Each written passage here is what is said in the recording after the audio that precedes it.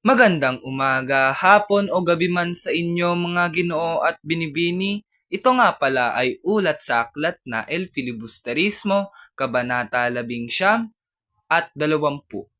Ako nga po pala si John Reyes Sabin at sana po ay magustuhan nyo to.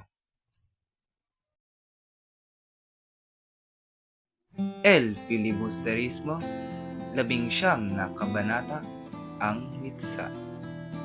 Bago po tayo magpatuloy sa ating gagawin, ito po muna ang overview ng libro. Pamagat, El Filibusterismo. Ang ating tatalakayin po natin dito ay ang Kabanata 11 at 20. Ang manunulat, si Dr. Jose Rizal. Ang mga tauhan sa kabanatang ito ay si Simon Cabezang Andang at si Placido Penitente.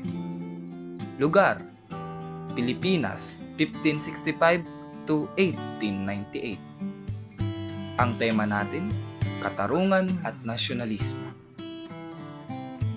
Karagdagang impormasyon sa ating manunulat, Dr. Jose Rizal, kinikilalang bilang pambansang bayani ng Pilipinas. Ang buong pangalan niya ay Jose Protasio Rizal Mercado y Alonzo Realonda. Ipinanganak noong June 19, 1861 sa Calamba, Laguna. Ang ating mga tauhan para sa kabanatang ito. Huwag po natin kakalimutan na ang kabanatang tinatalakay po natin ngayon ay ang Kabanata 11, ang mitsa. Isa sa ating tauhan, si Simon. Siya ang pangunahing tauhan sa unang nobela ni Rizal na Nolime Tangere. Siya ay si Crisostomo Ibarra at ngayon na nagpapanggap na si Simon sa El Filibusterismo upang magawa ang planong paghihimagsik sa mga praile. Isa pa sa mga tauhan ng El Filibusterismo, si Cabezang Andang.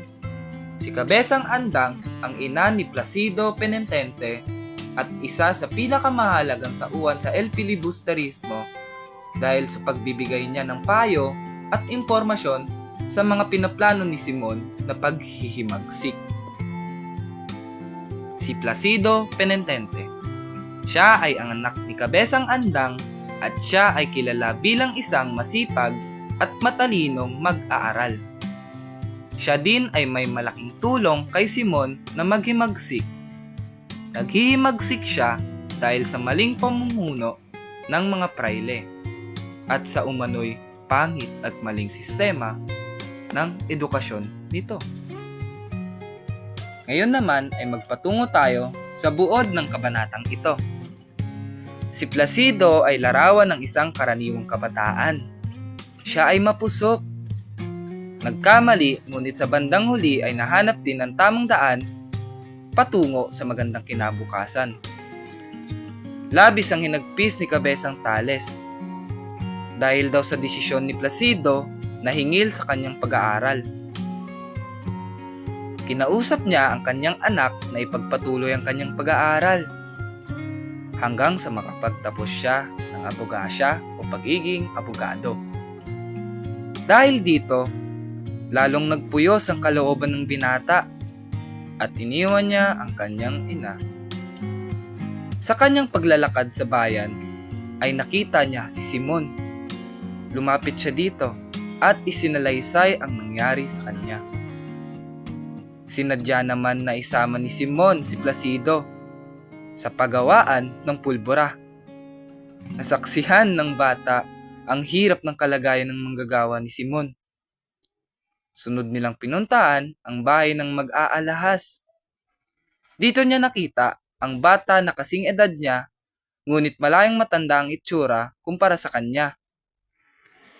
Ipinaliwanag daw ni Simon ang sanhi ng mga ito.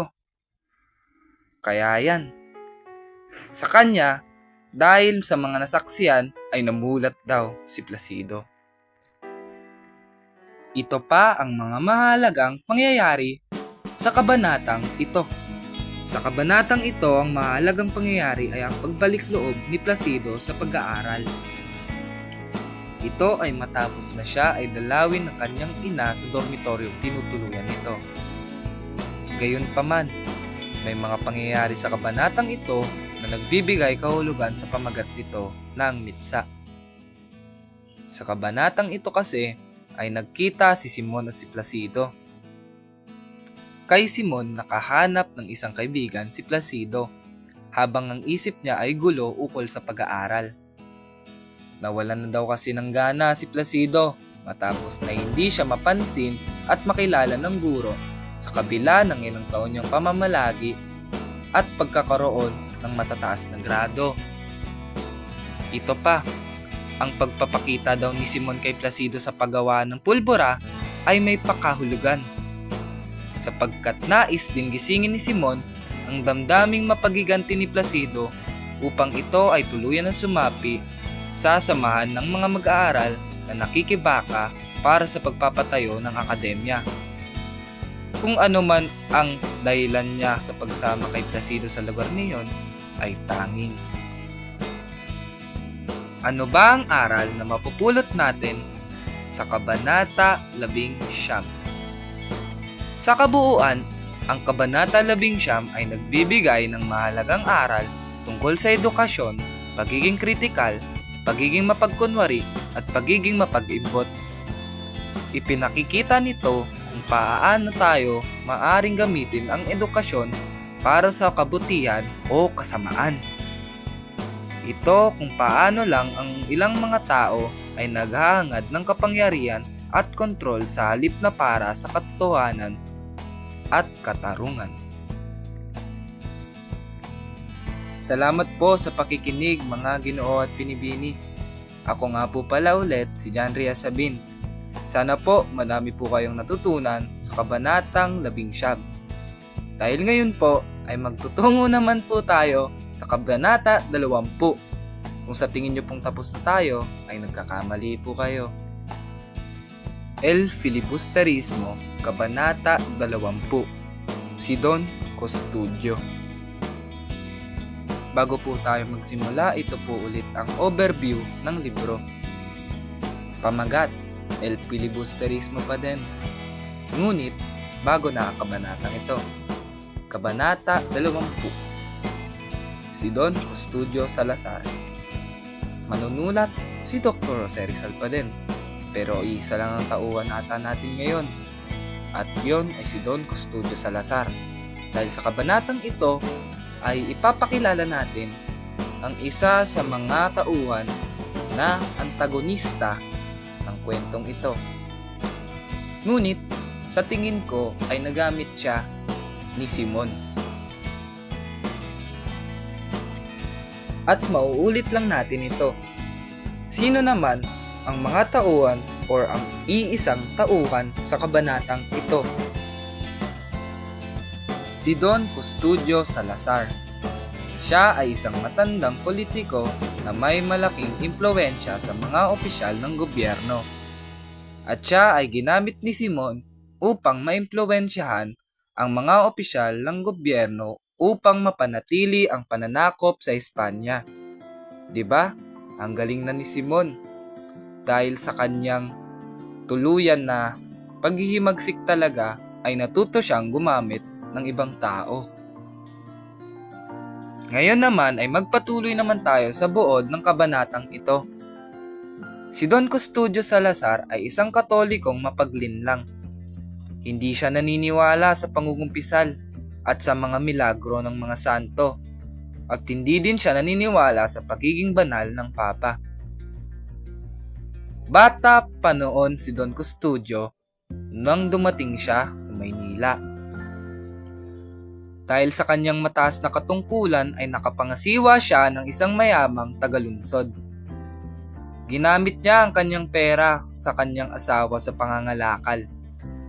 Siya pa ay naging tanyag at napabilang sa mga kinikilalang tao sa lipunan. Mahigit sa 2 linggo na poder ni Don Custodio ang usapin tungkol sa paggamit ng wikang Kastila sa loob ng akademya.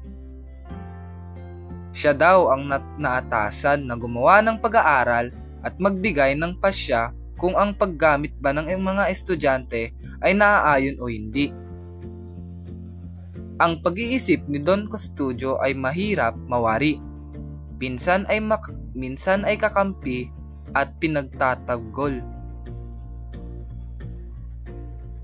Samantalang kung minsan ay hinahamak niya ang pagkatao ng mga ito. Sa kanyang pagbibigay ng pasya tungkol sa usapin, isa lang ang gustong niyang mangyari. At yun ay mapasaya ang mga braille, lalo na si Padre Irene. Ito naman ang mga mahalagang nangyayari sa Kabanata 20. Mga mahalagang pangyayari. Nasa mga kamay ni Don Custodio ang usapin ukol sa Akademya ng Salitang Kastila. Siya ang pinagkatiwalaan na lumutas sa suliraning ito.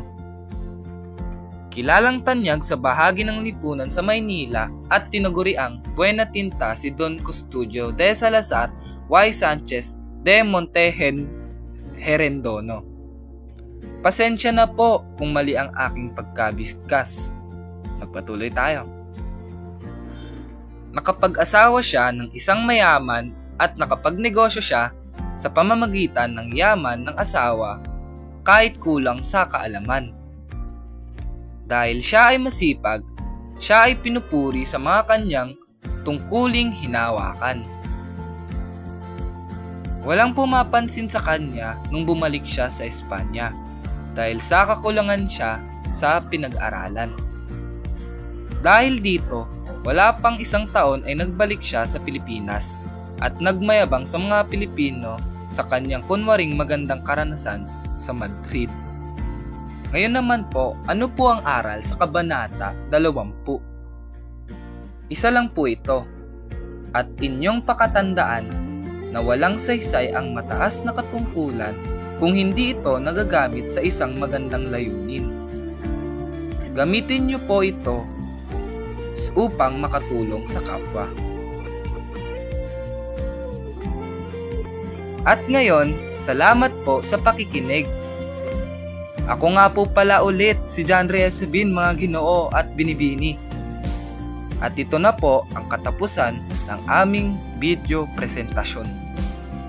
Mag-iingat po kayo at salamat!